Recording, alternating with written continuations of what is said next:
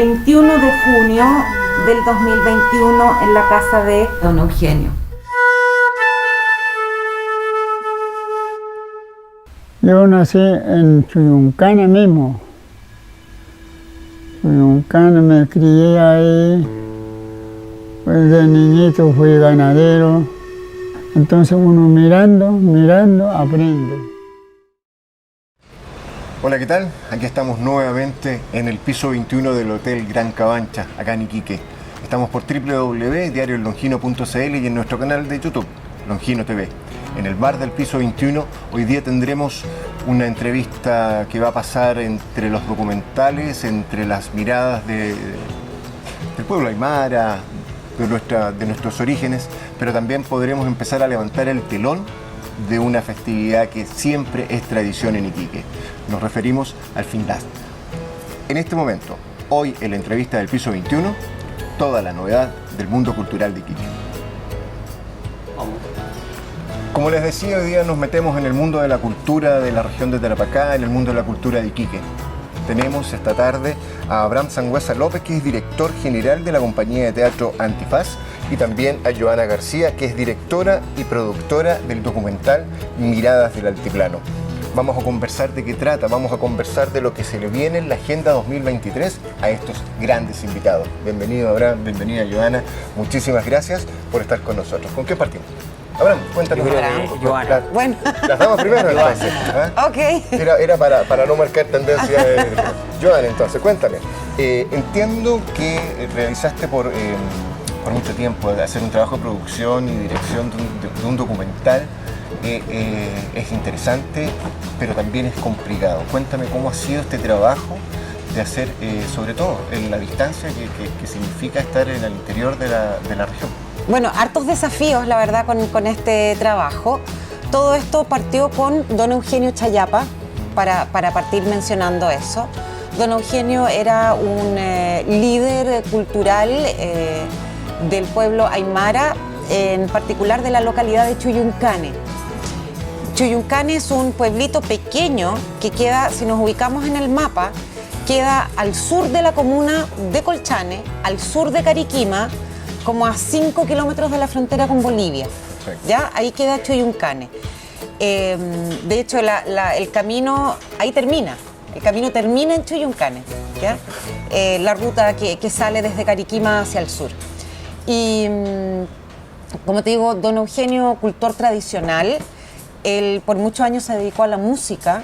Si ubicas la canción Tata San Juan de Inti Illimani, sí. Esa letra y música es de don Eugenio Chayapa. Perfecto. Ya él la escribió cuando joven en honor a San Juan, que es como el patrono también de la iglesia de Cariquima. Ya él la escribe para el carnaval de Cariquima.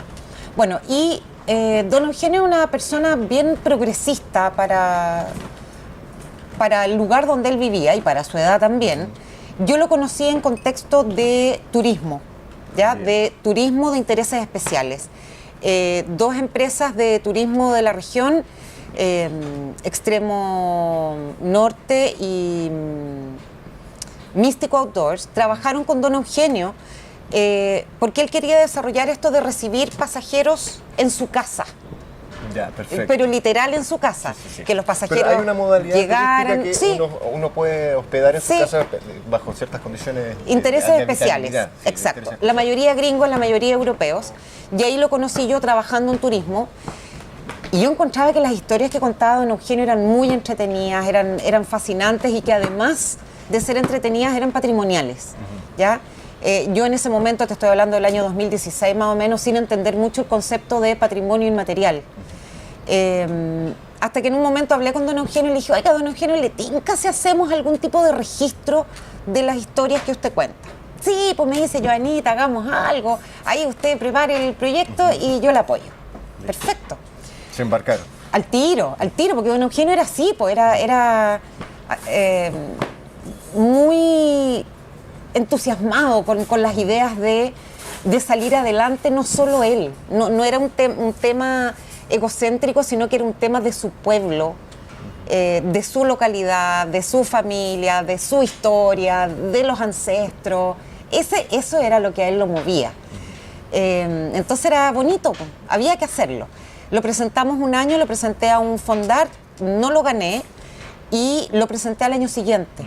Lo presenté el 2020 para ejecutarlo el 2021 en un formato de libro. Bien. ¿Ya? Armamos el equipo de trabajo, pandemia, ya estábamos en pandemia. Perdón, dijiste que lo habías presentado un fondar en el 2020 y lo presentaste... Para ejecutar el 2021. Pero antes, pero ese tramo, aún no habiendo ganado el fondo, este fondo económico que da el Ministerio de las Artes y la Cultura, sí.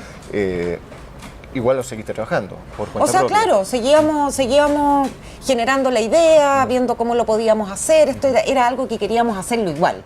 Entonces esto era como jugar una de las fichas, ¿no?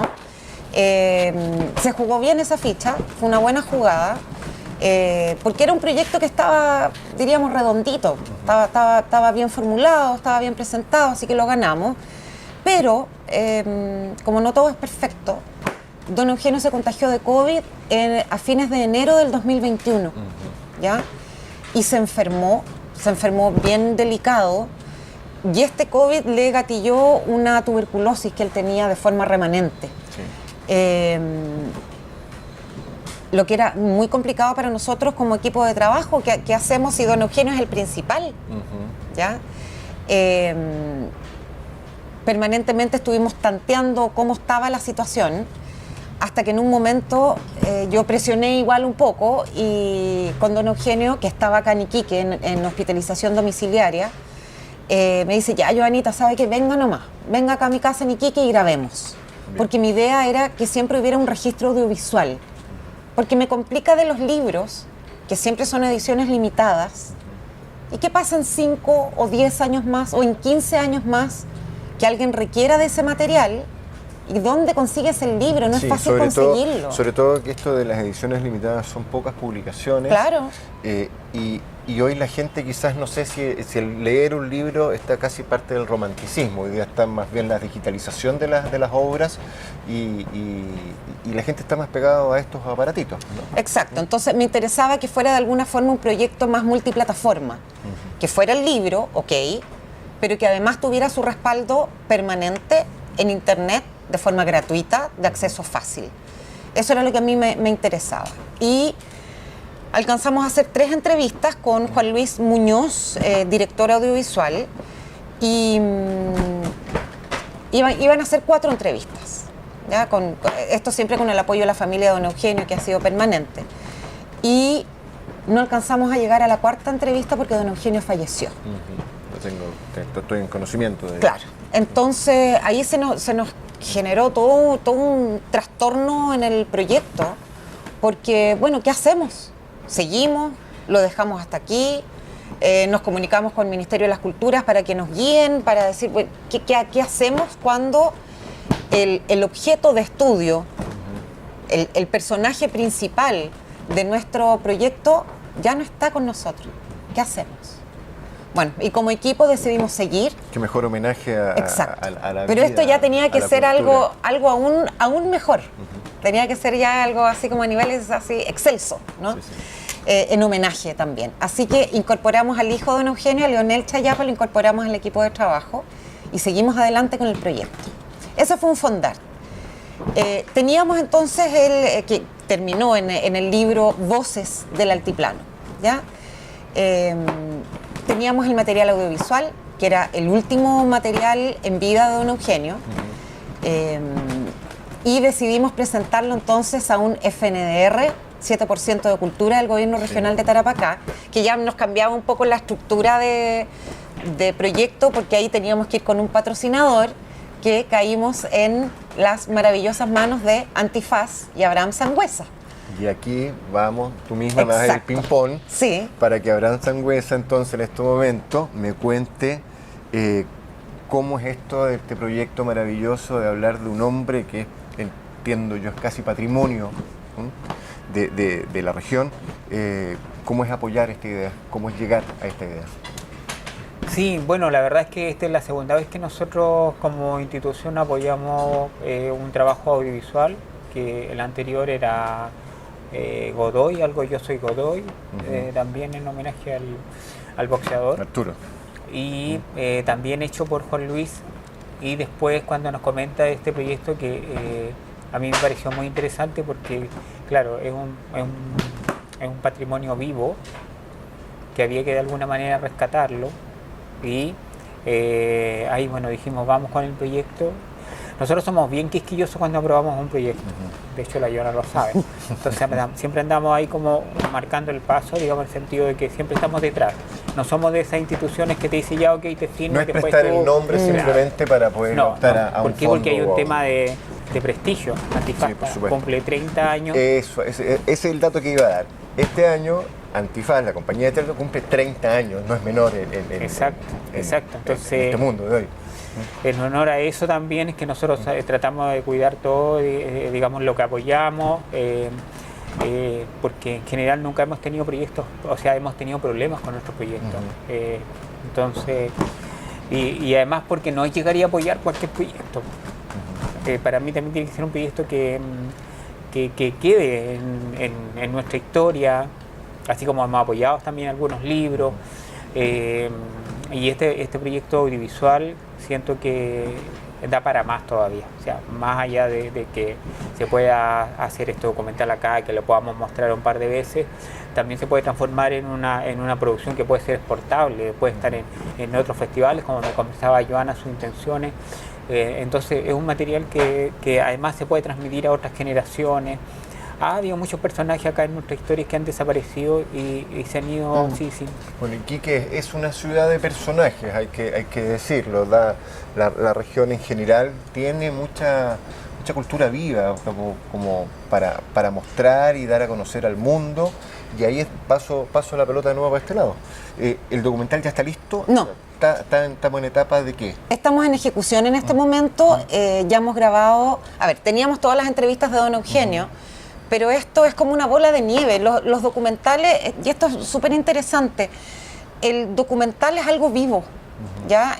Tú puedes tener todo súper pauteado, súper programado, puedes tener un guión, pero en el mismo documental van pasando cosas, van apareciendo historias, va apareciendo información nueva. Entonces es algo que va evolucionando y hay cosas que tú no puedes manejar.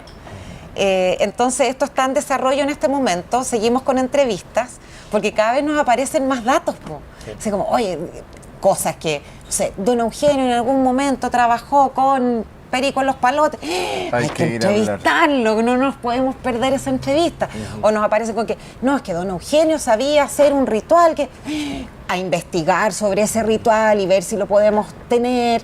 ¿Te fijas? Entonces esto va creciendo y es complicado darle un corte a un documental.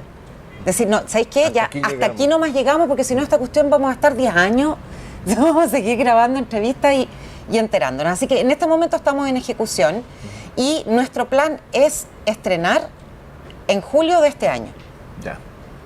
O sea, ya terminar la etapa de las entrevistas, la recopilación de material, porque ya que decías que había un ritual, esto asociado a esto, hay toda una cosmovisión, hay una investigación antropológica, sociológica de todo esto. Y junio es nada, es un pestañazo en términos. Sí. Toda la etapa de producción, de edición. Ahora estamos en edición de todo el material que ya tenemos para pasar a postproducción. Contamos también, fíjate, con el apoyo de Mario Villalba, músico, director de orquesta, que él va a hacer la banda sonora, por ejemplo, de este documental. También queríamos que fuera algo hecho acá y original. Así que, y Mario trabajó en algún momento, que nos enteramos después, Mario trabajó con don Eugenio en el tema también en el estudio de las bandolas, que era el instrumento que don Eugenio tocaba. Así que en julio estaríamos estrenando. Ping pong para acá de nuevo. Y hablando de cosas que se han hecho y que se harán. Lo mencionamos hace un momento, Abraham, me decías que Antifaz como compañía de teatro cumple 30 años este 2023. ¿Cómo ha sido ese desarrollo hasta llegar a lo que son hoy día, que son más que una compañía simplemente de teatro, sino que es un centro cultural, un centro que da oportunidades, como llevan a documentalistas, a productores locales para poder desarrollar temáticas en el área de la cultura? Sí, bueno, como toda compañía nosotros partimos de manera muy precaria, sobre todo en una ciudad que tiene históricamente problemas de infraestructura cultural. ese otro tema también que también nos hemos involucrado en eso, en una lucha por dignificar el arte acá en nuestra región. Bueno, primero Antifaz pasa por varias etapas. Primero el montar obras, de otros autores, entre ellos la Iris Vicaro, que sí. también nos dejó. Y trabajamos mucho en obras andinas en los primeros años de la compañía Antifaz. Después empezamos a evolucionar y empezamos a trabajar con obras de otros autores latinoamericanos y después ya llegamos a obras mías.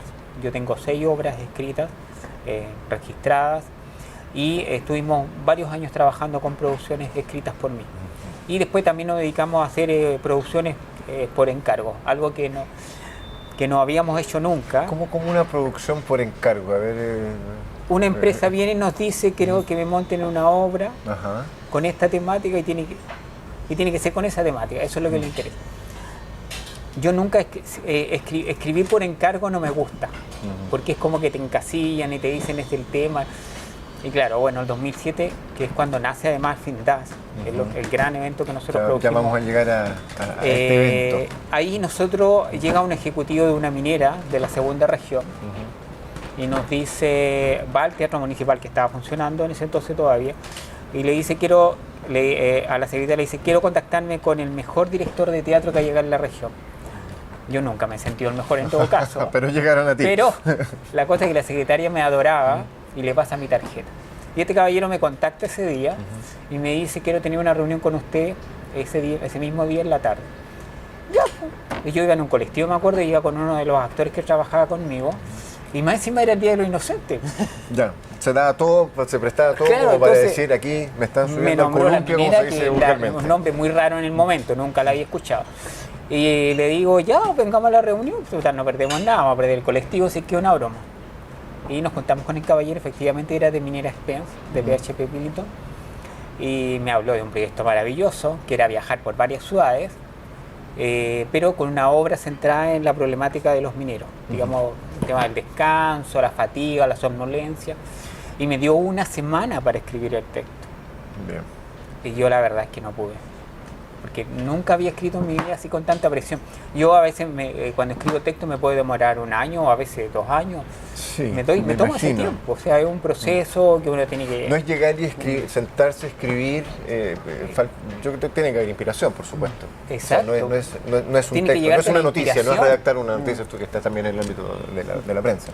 Exacto, y ahí en eso, bueno, él me dijo, ya yo vengo la otra semana, el día jueves, y bueno, él ama Iquique porque él se crió acá, ya no vive acá en Iquique, de hecho se fue a otra ciudad, pero cuando él toma ese programa, él dice, no, yo quiero una compañía de Iquique, porque antes llevaban de Antofagasta. Y yo después decía, ¿por qué buscan una compañía en una región teniendo tanta plata? Pueden pagar una compañía de Santiago, pero no, él quería que fuera Iquique. Bueno, la cosa es que el día miércoles lo llamo yo y le digo, ¿sabes qué? Don Luis se llama. Y le digo, no tengo el texto, ¿me puede dar una semana más? Sí, me dice, no te preocupes, ya 1 semana. Tenía todo, yo me había estudiado todo lo que eran problemas de, digamos, de estudio psicológico, tenía toda esa cosa técnica, la tenía, pero no hallaba por dónde partir la primera escena, por último. Bueno, la cosa es que fueron días, y llegamos a la segunda semana y tampoco, me sentaba frente al computador y no lograba armar nada. Y bueno, él venía el día jueves, y yo el día de martes para miércoles, en la noche apagó la luz y yo siempre en esa época dormía con un cuaderno al lado mío del lado y un lapicito, porque a veces me venía una volada a las 3 de la mañana, escribía cualquier cosa. La cosa es que me apago la luz y como tipo 2 de la mañana empieza mi mente así como una lluvia de imágenes, pero eran puras imágenes sueltas de distintas situaciones. Ves que prendí la luz y empecé a escribir todo así, sin pensar que lo que iba primero, después. La cosa es que escribí hasta donde pude, como 10 hojas a mano, ya. Al otro día me levanté a las 8 de la mañana, me senté en el computador con esas hojas que escribí y empecé a armar. Y terminé el texto, tuve todo el día ese día trabajando y a las 10 de la noche se lo mandé a él a su mail. Y él me dijo que lo había impreso y venía en el avión y venía leyendo. Le había impactado, le había gustado mucho a él el texto tuvimos la reunión, qué maravilla, pero eso tenía que pasar además a uno ejecutivo, un comité. Un comité de evaluación como siempre. Exacto, y el comité lo encontró súper bueno, pero era muy al hueso, había que maquillarlo, porque eran mineros, entonces había que tener cierto cuidado con ciertos temas que eran muy sensibles para ellos. Y ahí empezamos a trabajar en eso, y esa fue mi primera vez que yo escribía de esa manera. Y dentro de eso estaba naciendo Findas. Era la primera vez que hacíamos la primera edición del festival y estaba con la presión de esta obra que tenía que montarla, que me dieron unos 2 meses o 3 meses, porque ya una cosa era escribir el texto, después había que montarla y después se iniciaba la gira, que era una gira que partía en Iquique y terminábamos en Viña del Mar. A todo trapo, así. No, un auto esperándonos a la puerta, directo al avión, allá otro auto esperándonos, allá al hotel. Y ahí tú dices que paralelamente estabas con el final, la Feria Internacional de Teatro y Danza, ¿esa es la sigla? Festival Internacional de Teatro y Danza FINDAC, que se hizo por primera vez en septiembre del 2007. Tuvimos la mala suerte que cerraron el Teatro Municipal ese año y nos fuimos a la calle y ahí partimos.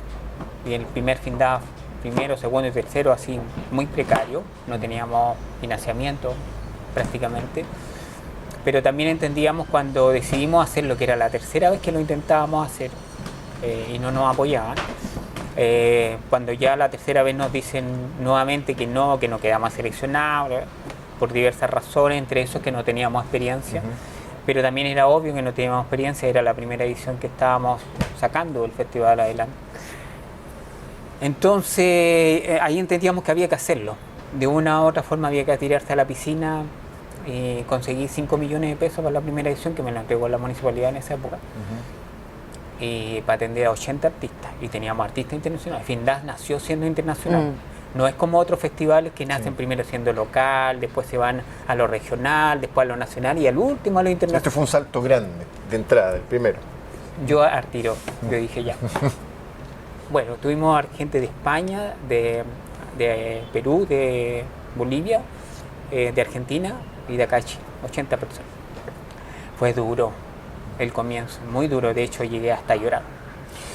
Y ahora este año, bueno, me imagino que en el periodo de pandemia fue muy no se pudo hacer ningún tipo de actividad. Nosotros sí seguimos trabajando, nunca paramos. Pero actividad masiva cultural no se hizo en los periodos que estuvimos en cuarentena y en... Sí, lo seguimos haciendo, implementamos nuestra plataforma que ya existía, pero que era muy así como que de repente entraba alguien para ver alguna información y sería. Pero se implementó la plataforma digital y tuvimos programación, mucha programación, nos vieron más de 10 países se conectaron a nuestra programación, tuvimos 70.000 personas en esos 2 años. Qué interesante, qué interesante. Se conectaron. Y también, un segundito, también interesante recordarles que estamos acá en el bar del piso 21, en el Hotel Gran Cabancha, por www.longino.cl y también en Longino TV. Hay que cumplir con ciertos compromisos. Abraham, entonces me decías que en la época de pandemia aún así siguieron trabajando y tuvieron grandes momentos de conexión de gente, o sea, hablas de 70.000 personas. Exacto, más de 70.000 personas, tuvimos muchas actividades formativas y participaba gente de todos lados y nos agradecían, sobre todo los países latinoamericanos, centroamericanos, la oportunidad que les dábamos, porque para ellos tomar esos talleres en su país era muy caro y nosotros lo hacíamos totalmente gratis, siempre. Volvamos a este lado de la mesa. ¿Cómo vinculamos entonces ahora tu producción, tu documental, tu libro y enmarcarnos dentro de estos FINDAS? Porque en la sigla no entra documental y libro. La verdad es que nosotros nos enmarcamos dentro de lo que es Antifaz. Antifaz es esta gran nave madre, ¿no? de la cultura. Entonces, FINDAS es uno de los hijos de Antifaz. Y yo creo que así como a Abraham se le abrió, yo me acuerdo de esa época de este FINDAS en pandemia. Yo en ese momento tenía mi programa de radio en las tardes y me acuerdo haber entrevistado a Abraham. Estaba muy complicadísimo, no sabía cómo lo iba a hacer, porque tú empiezas históricamente con el FINDAS en esta fecha, En esa fecha. Cuando estábamos empezando así con porque teníamos pasajes comprados, todo. Me acuerdo perfecto de todo eso y me acuerdo haberlo entrevistado, ponte tú, después, así como en octubre, noviembre, Y Abraham me decía, es que no lo puedo creer porque esto ha sido mejor que presencial. Porque el público que hemos tenido ha sido todo el año. Nos piden, nos siguen pidiendo compañías ser parte de esto, nos siguen ofreciendo talleres. Estaba vuelto loco. Pero fíjate cómo a partir de una crisis espantosa se le abrió un mundo al Findas, literalmente. Te abriste al mundo. Exacto. Y eso fue maravilloso. Entonces, ¿cómo enganchamos nosotros dentro de Antifaz? Como esta gran, como te dije, nave madre que aloja y acoge distintos ámbitos de la cultura. Exacto. Volvemos acá, Abraham. Octubre, entiendo que es la fecha que se va a realizar esta nueva versión, esta nueva edición ya presencial, pero me imagino que sin dejar la conexión virtual. Alguna cosa, algo se va a inventar, ¿no? Sí, bueno, de hecho estamos ahora el 22 parte de la programación virtual y vamos a tener programación virtual desde marzo hasta diciembre. Por lo menos 1 o 2 contenidos mensuales. Tenemos también un taller virtual que parte el 29 de marzo, pero paralelamente Findas este año se divide en 3 etapas. Una, tenemos la programación virtual que va a estar casi todo el año. ¿Eso dónde está? ¿Dónde está esta programación virtual? ¿En alguna página web? En la página web www.findas.cl. www.findas.cl. Ahí la gente puede encontrar. Ahí está toda la información. ¿Es una plataforma de acceso gratuito o hay que etiquetearse? Claro. ¿Es gratuito o no? Es gratuito, todo gratuito. Ah, perfecto. Sí. Entonces tenemos por un lado la programación virtual. Después tenemos hitos programáticos. Con esto de que la experiencia que tuvimos en pandemia, pero tampoco queremos, por un lado, no perder lo virtual, pero tampoco queremos perder el contacto con el público, porque la pandemia mató la asistencia de los públicos a los teatros.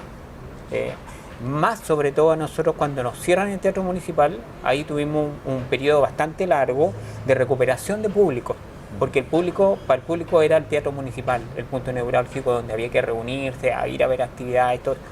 Después cierran el teatro municipal y ahí viene una decadencia que afectó a las compañías locales, afectó la producción local y después hubo que hacer un trabajo para volver a levantar eso.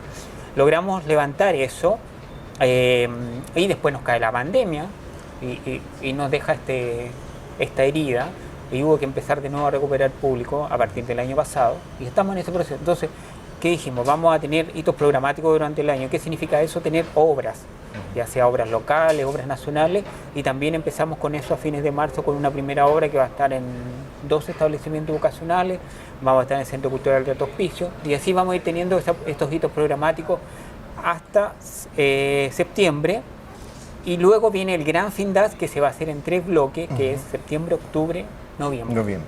¿Por qué? Porque en Iquique tenemos problemas de alojamiento en estos momentos también. Hay una alta demanda por hotel, pero no hay capacidad.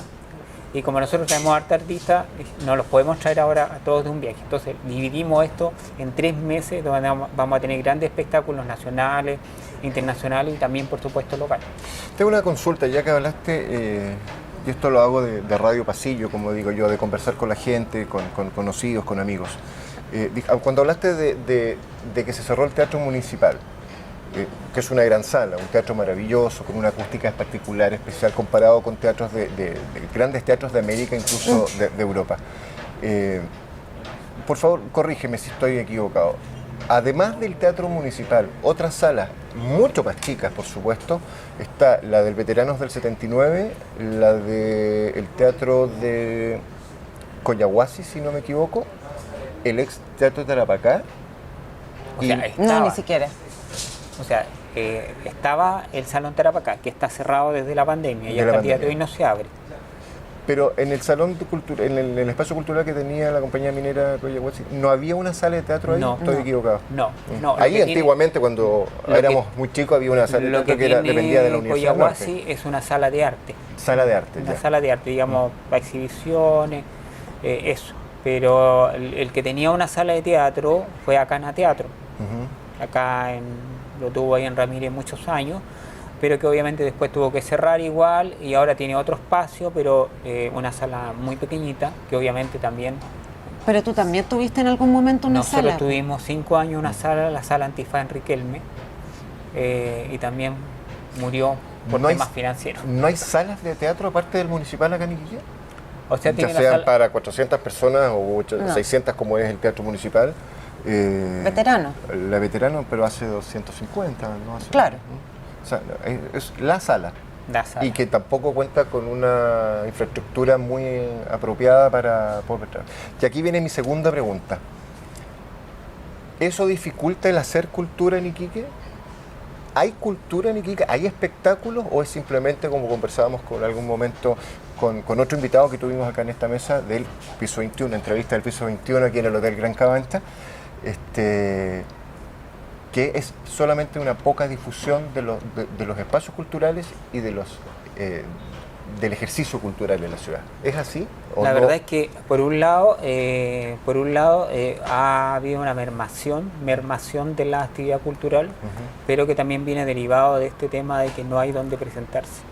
El Estado, el gobierno en sí, hablando a nivel nacional, no ha impuesto la idea de que recuperación de espacios públicos, pero o uso de los espacios públicos.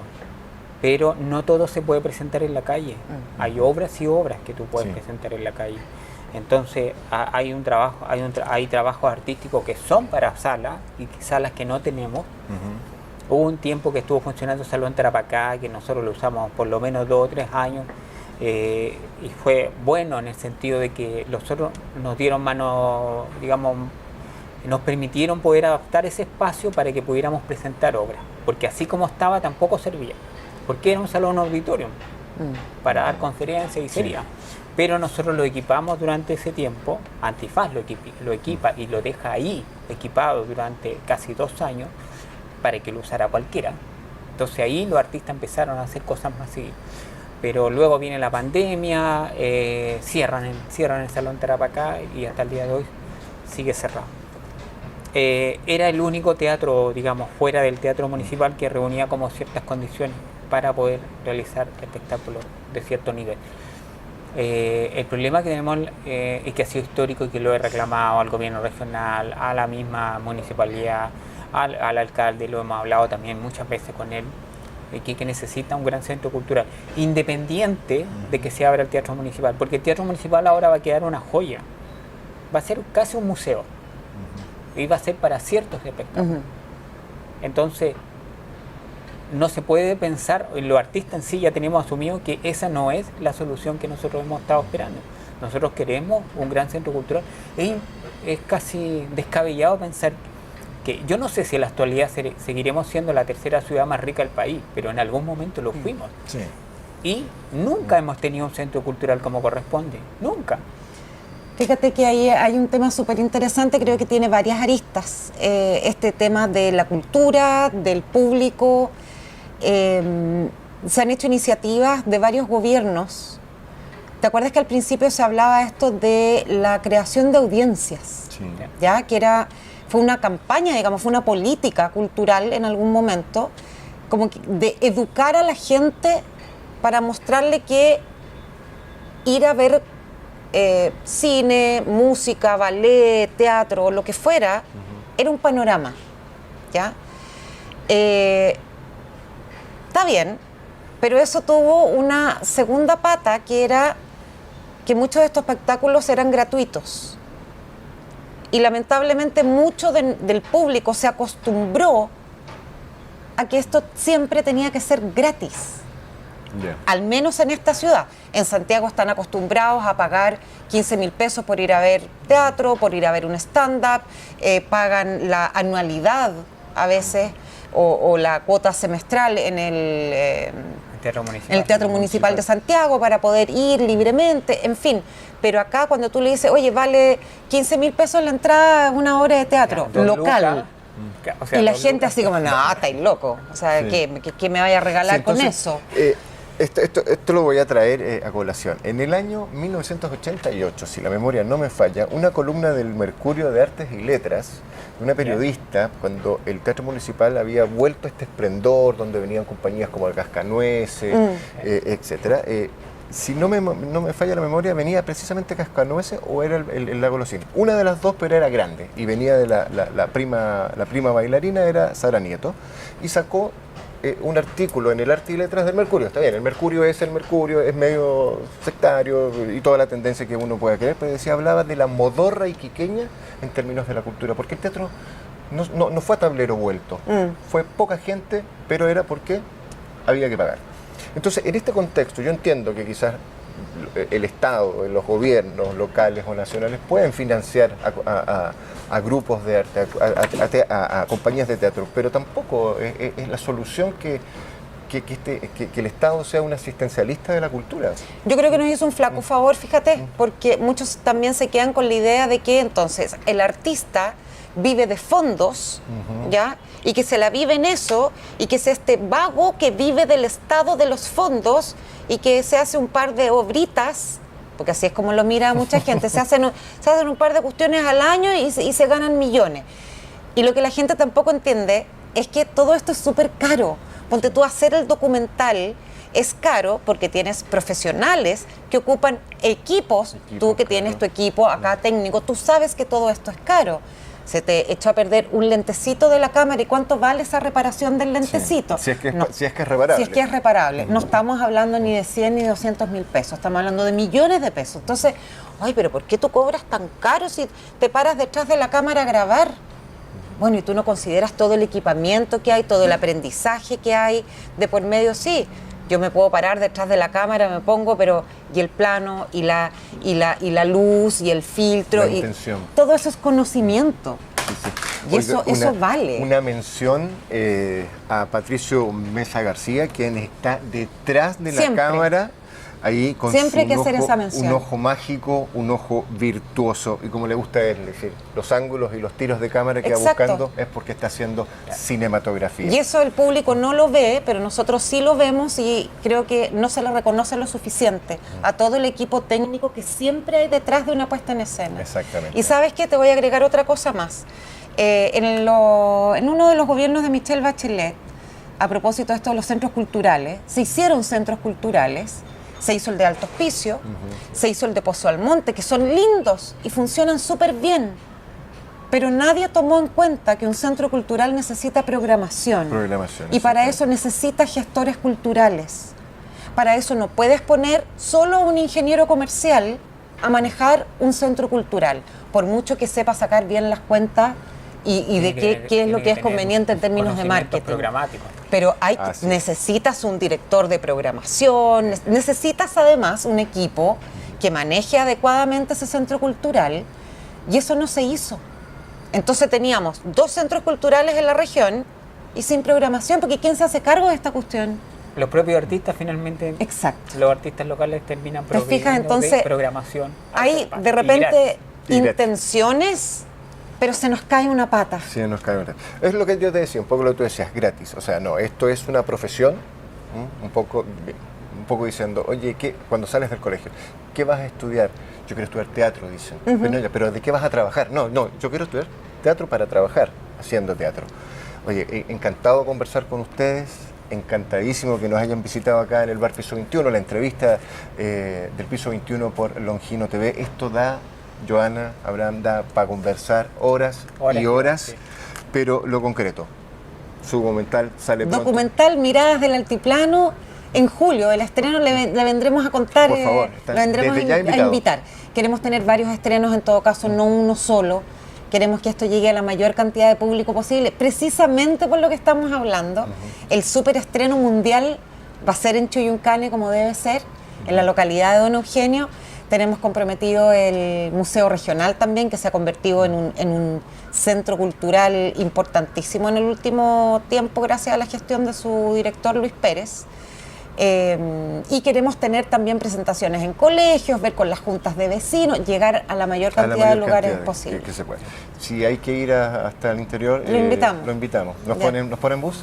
Vamos a conversar ahí con la moneda a ver si nos ayuda con Nos el ayuda. bus. Abraham, un gusto. Y entonces, ¿qué nos queda? Findas a partir de septiembre, octubre, noviembre. El gran festival, en El gran septiembre, festival. octubre y noviembre, ahí ya vamos a tener una avalancha de artistas vamos a tener artistas de Italia, Brasil, Ecuador, Argentina, Bolivia, Perú, son varios países que vamos a tener presentes, y como te decía, en octubre, va a ser septiembre, octubre y noviembre, y vamos a recorrer la región como siempre lo hemos hecho con la gran cantidad de comunas que tenemos acá en la región. Vamos a estar en muchos establecimientos educacionales también, justamente trabajando en este tema de la formación de audiencias, porque queremos, sobre todo a los niños, a los jóvenes, invitarlos a acercarse a... Eso te quería preguntar antes de cerrar. Si hay alguien que esté interesado en hacer teatro, sin estudios, sin preparación, pero quizás con un talento y con ganas, ¿dónde se puede acercar? O sea, si quieres aprender teatro o tomar alguna actividad, puedes ingresar a la página web www.findas.cl y ahí van a ir apareciendo todos los talleres que van a ir ocurriendo durante el año. Pero también tenemos colegas que trabajan permanente en eso también, como Acana Teatro, que ellos también tienen su página web, espacioacana.cl. Ahí también se pueden encontrar con información sobre los talleres que ellos también están dando. Está Formarte también, o sea, no pueden decir que no hay cultura. Hay cultura, pero hay un problema de visibilización y hay un problema de espacios. Si no hay espacios, ¿dónde mostramos? ¿Dónde mostramos? Acá, aquí, a través de Longino TV, en www.longino.cl. Bueno, Joana, muchísimas gracias por estar con nosotros. Abraham, muchas gracias por acompañarnos. A ver, pero antes de irme quiero entregarte esta bolsita que es de Findas del 2022. No, todavía no tenemos la 2023. Muchísimas gracias. Ahí adentro vienen unos obsequios de unos jarritos que... No estaba contemplado, vamos a mostrarlo. ¿Qué parece? ¿Ah? Estos son para mí, don Patricio, ¿no? ¿Ah? Y para usted también, por supuesto. Por supuesto. Muchas gracias por la invitación. Bueno, muchísimas gracias por estar con nosotros aquí en la entrevista del Piso 21, aquí en el bar Piso 21 del Hotel Gran Cabancha, siempre por www.diariolongino.cl y Longino TV.